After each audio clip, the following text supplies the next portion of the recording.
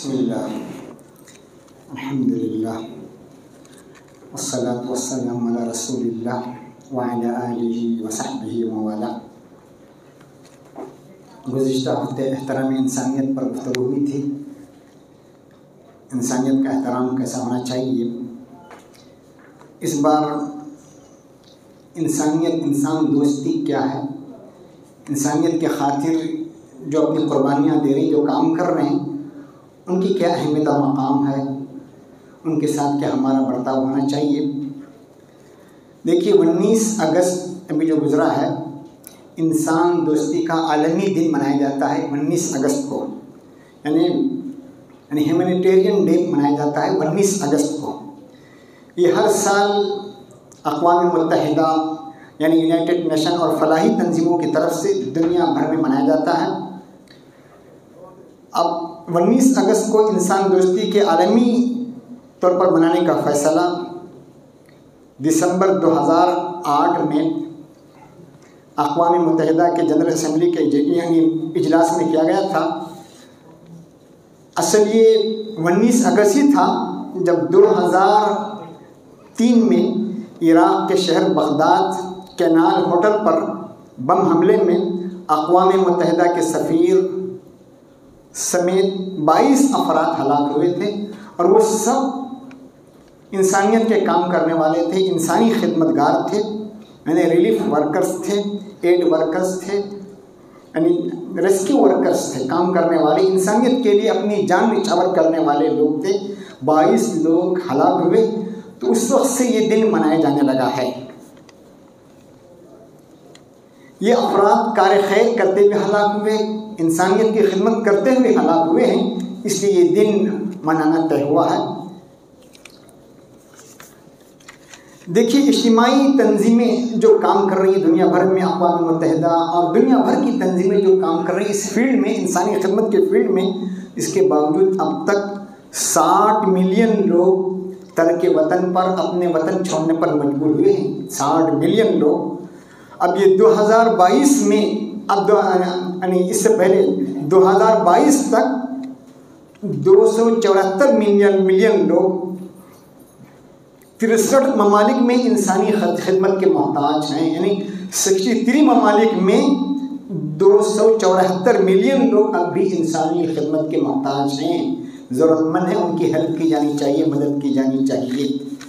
میرے عزیزوں اور دوستوں، اسلام انسانی دین ہے، انسانیت کا دین ہے۔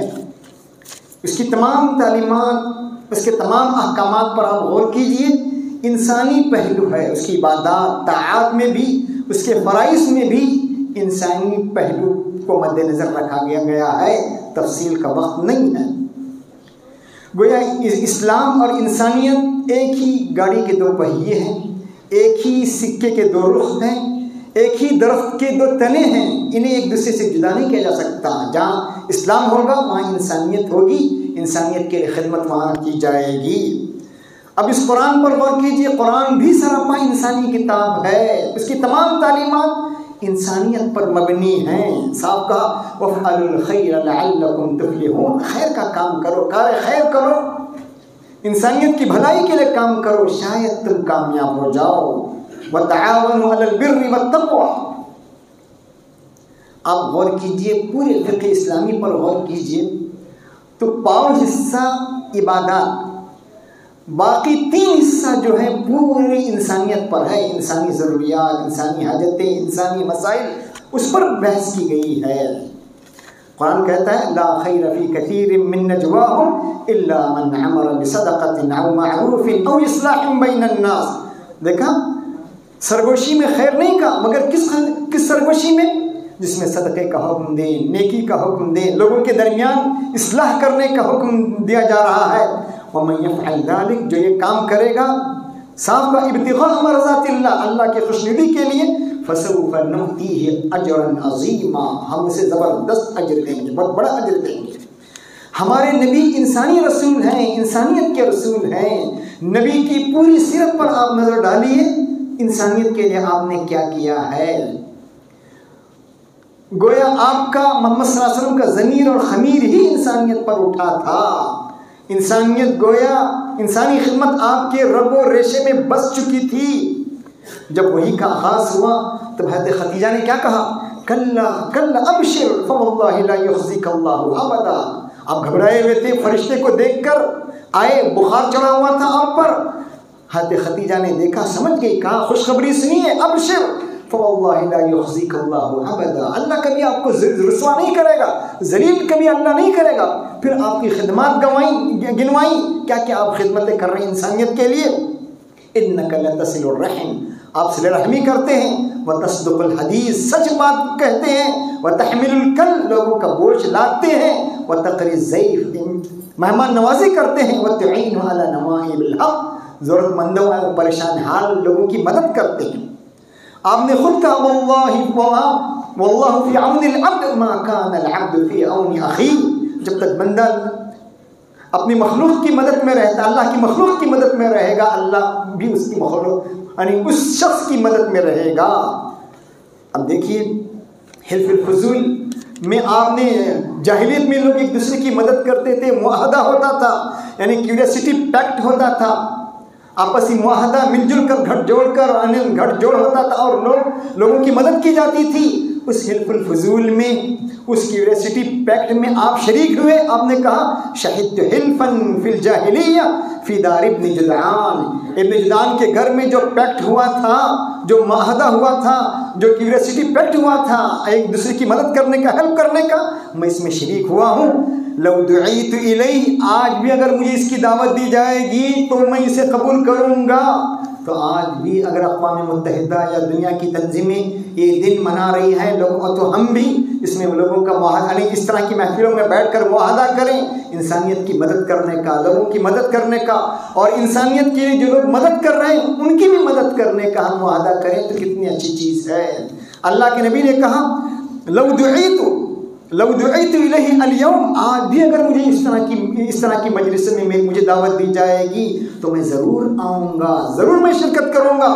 آپ نے یہاں تک کہا، ترمذی کی حدیث، فما احب ان لی حمر النعم، اس کے بدلے مجھے سرخ اونٹ دیے جائیں، سب سے قیمتی اونٹ ہوتے تھے، تب بھی میں یہ معاہدہ نہیں توڑوں۔ وانی لانکس، اگر مجھے کہا جائے یہ معاہدہ توڑ دیں، اس میں شریک نہ ہو، اس کے بدلے مجھے سرخ اونٹ بھی دیے جائیں، تب بھی میں قبول نہیں کروں گا۔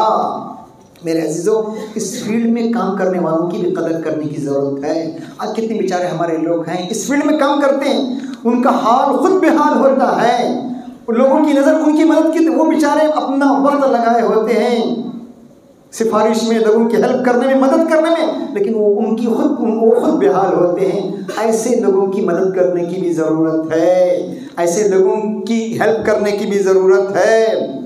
دیکھیے اہل عرب ایسے لوگوں کی، زمانے جاہلیت میں بھی اہل عرب ایسے لوگوں کی عزت اور تکریم کرتے تھے، قدر کی نگاہ سے انہیں دیکھا جاتا تھا۔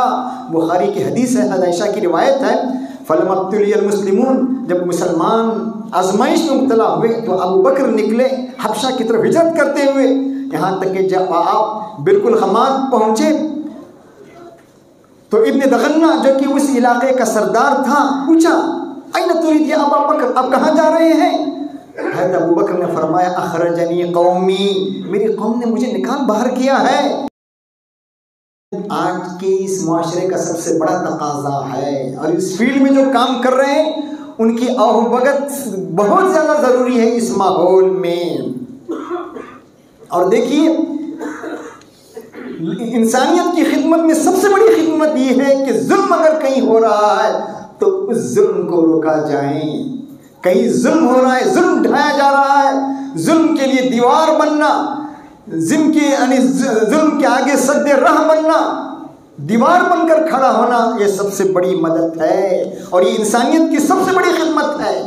جاہلیت میں بھی اس کو بڑا سمجھا جاتا تھا، اگرچہ ان کا قبائلی سسٹم تھا، انصر اخاک ظالما او مظلوما، جاہلیت میں بھی یہ سلوگن گایا جاتا تھا، یہ آواز لگائی جاتی تھی، لیکن ان کا ماحول یہ تھا، ان کا قبائلی تھا، یہ قبیلہ دوسرے پر حملہ کر رہا ہے، حق پر ہو یا نہ ہو اس کی مدد کرتے تھے۔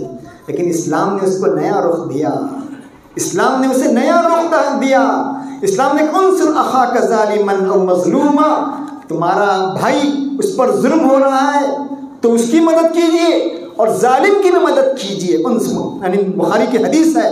صحابہ نے پوچھا یا رسول اللہ ھذا ننصرہ مظلوما، ارے مظلوم کی مدد کرنا یہ تو ہمارے سمجھ میں آتا ہے، لیکن ظالم کی مدد کیسے کی جائے؟ فکیف ننصر ظالما؟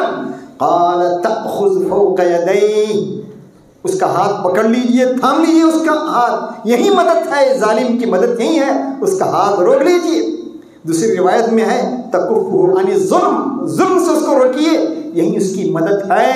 گویا ظالم کی اس سے مدد کرنا، اس کو شیطان کے غلبے سے روکنا ہے، اور اس کی نفس جو باغی ہو گیا ہے، نفس کی بغاوت سے اس کی حفاظت کرنا ہے. آج ہم دیکھتے ہیں ویڈیو میں، یوٹیوب میں دیکھتے ہیں ظلم ہو رہا ہے، لوگ تماشائی بن کر دیکھ رہے ہیں، خوشی سے دیکھتے ہیں. کچھ لوگ ہنستے ہوئے مسکراتے ہوئے دیکھتے، مزہ لے رہے ہیں. مارا جا رہا ہے، پیٹا جا رہا ہے، قتل کیا جا رہا ہے، ہمت نہیں کرتا کوئی آگے بڑھنے کی، ظالم کو روکنے کی کوئی ہمت نہیں کرتا. کچھ لوگ آگے بڑھے انسانیت کی خدمت کے لیے، کسی کے اندر دم خم نہیں ہوتا.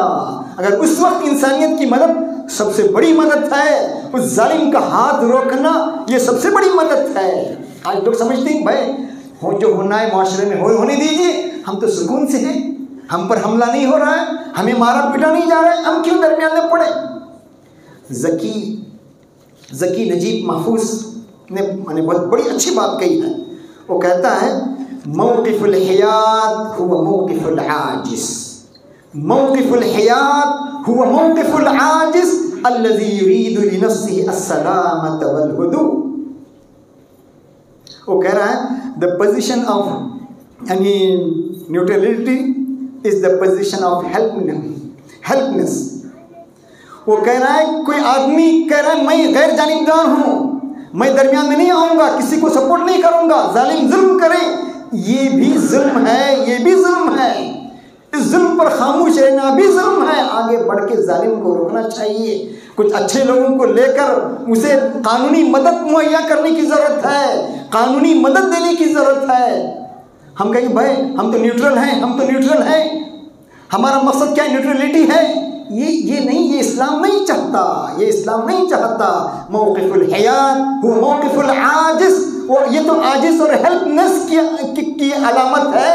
وہ کیا چاہتا میرے لیے سلامت امن ہو، سامنے جو ظلم ہو رہا ہے جو ہونے دے، میں خوشی سے اس کو دیکھوں گا. اسلام یہ نہیں کہتا.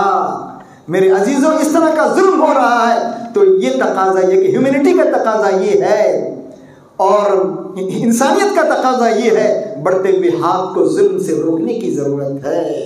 اگر کچھ لوگ طے کر لیں، اگر کہیں انسانیت پر جس دھرم کا ہو، جس قبیلے کا ہو، جس ذات پات کا ہو، ہمیں کوئی حرج نہیں ہے، ظلم ہو رہا ہے تو ہم آگے بڑھیں گے، اس کی مدد کریں گے، کچھ لوگ مل کر قانونی مدد اسے ہم پہنچائیں گے، تو میرے عزیزو ظلم معاشرے سے خود بخود ختم ہو جائے گا، ظلم کا خاتمہ خود بخود ہوگا. تو یہ جو دن منایا جاتا ہے عالمی انسانی دن، عالمی انسان دوستی کا دن جو منایا جا رہا ہے، اس کا مقصد بھی یہی ہے کہ لوگ مل جل کر بیٹھیں، غریبوں کی، مسکینوں کی، ضرورت مندوں کی، مظلوموں کی مدد کا معاہدہ کریں اور ظلم کو معاشرے سے ختم کرنے کی کوشش کریں. اور یہ دیکھیے سب سے بڑا جہاد کہا گیا کلمت حق عند سلطان افضل الجہاد، سب سے بڑا جہاد یہ کلمت حق عند سلطان جائر، ظالم کے آگے حق بات کہنا. ترمذی کی حدیث ہے اذا رأیت القوم، جب تم کسی قوم کو دیکھو کہ ظلم پر خاموش ہے تو اس قوم کو الوداع کہہ دو. اس قوم پر ظلم پر خاموش ہے، ظلم پر لب کشائی نہیں کر رہی ہے، آواز نہیں اٹھا رہی ہے قانونی طور پر، اخلاقی طور پر، تو سمجھیے پھر وہ قوم ایسی نہیں کہ اس میں رہا جائیں، بسا جائیں، حق نہیں ہے. تو میرے عزیزو عدل کو قائم کرنے کی ضرورت ہے. جو آدمی اس طرح کی مدد کرتے ہیں اللہ کی طرف سے بھی اس کی مدد آتی ہے. جس طرح حضرت خدیجہ نے کیا کہا، واللہ لا یخزیک اللہ ابدا، قسم خدا کی اللہ تمہیں رسوا نہیں کرے گا. لوگوں کی مدد کرنے والے، ہیلپ کرنے والے، لوگوں کے کام آنے والے، ایسے لوگوں کو اللہ کبھی رسوا نہیں کرے گا. اللہ ایسے لوگوں کو کبھی برباد نہیں کرے. کتنے ایسے واقعات ہم لوگ دیکھتے ہیں، بال بچ جاتے ہیں ہلاکت سے. کیا ہوتا کیا ہے، یہ اس کی خاصیت ہوتی ہے کہ لوگوں کی مدد کرنا، ہیلپ کرنا، انسانیت کی خدمت کرنا، یہ اس کا وتیرہ ہوتا ہے تو مدد ہوتی ہے.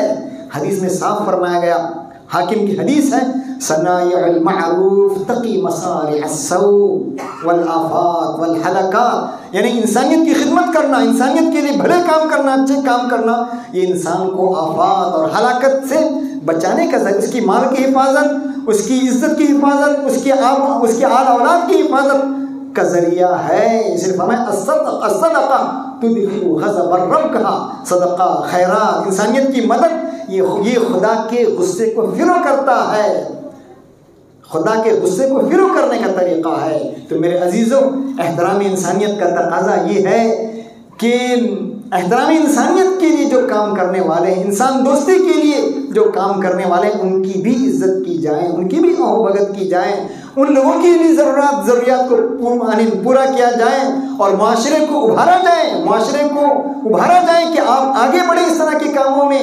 یہ سب سے بڑی عبادت ہے، سب سے بڑی عبادت انسانیت کی خدمت ہے، انسانیت کی خدمت سب سے بڑی عبادت۔ صرف الخلق عیال اللہ، خدا کا خلق خدا کی پریوار ہے، فاحب الخلق الی اللہ، خدا کے پریوار میں خدا کا سب سے محبوب وہ ہے جو خدا کی مخلوق کو زیادہ فائدہ پہنچانے والا ہے۔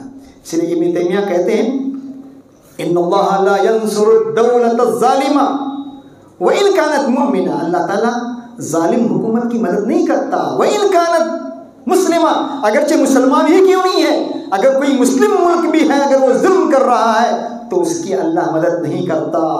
ان اللہ، پھر کہہ رہے ہیں وَيَنْصُرُ الدَّوْلَةَ الْعَادِلَةَ وَإِنْ كَانَتْ كَافِرَةً، اور انصاف پر مبنی حکومت، انصاف پر مبنی لوگوں کی اللہ مدد کرتا ہے اگرچہ وہ کفر پر ہی کیوں نہ ہو۔ تو میرے عزیزوں، انسان دوستی کا تقاضا یہ ہے، انسانیت کی مدد کا تقاضا یہ ہے کہ ہم مل جل کر طے کریں مظلوموں کی مدد کرنے کا، پریشان حال لوگوں کی ہیلپ کرنے کا، بیچارے پریشان حال لوگوں کے کو ہاتھ بٹھانا، انہیں اوپر اٹھانے کا۔ یہ اگر انسانیت کا کام کریں گے تو پھر معاشرے میں امن ہوگا، شانتی ہوگی، پیس ہوگی، پھر ایک ہی گھاٹی سے شیر اور بکری ایک ہی گھاٹ سے پانی پئیں گے۔ تو یہ امن اور شانتی اگر عام ہونا چاہتے ہیں تو انسانیت کی مدد ضروری ہے۔ ایک کچھ باتیں تھی جو میں نے آپ کے سامنے رکھی، اللہ تعالیٰ مجھے بھی آپ کو ان باتوں کو عمل کرنے کی توفیق دے۔ وآخر دعوانا الحمد للہ رب العالمین۔